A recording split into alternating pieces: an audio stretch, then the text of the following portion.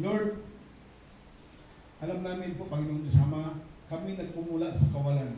Kawalan ng panampalataya, kawalan po, Panginoon Diyos Ama, ng commitment sa iyo. At Panginoon Diyos Ama, ang nakapagtataka lang po, Panginoon Diyos Ama, inalis mo po lahat at binago niyo po ang puso namin. Binago po para, Panginoon, para ikaw mangusap. Mangusap ka po, Panginoon, hindi ho para sa kahilingan po namin, kundi Panginoon Diyos Ama, sa kahilingan mo na magkaroon po, Panginoon, na dakilang lugar na kung saan diyan sumasamba ang mga tao, diyan nagpupuri ang mga tao, diyan po ilalagak ang presensya mo. Panginoon Diyos Ama, na alam ko, hindi mangyayari kung walang paghipo mo sa puso sa mga taong ito. Hindi po mangyayari, hindi manatili ang lugar na ito kung wala po, Panginoon.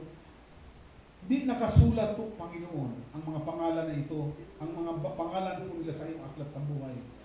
Panginoong Diyos Ama, may mga hanap buhay po sila, may mga trabaho.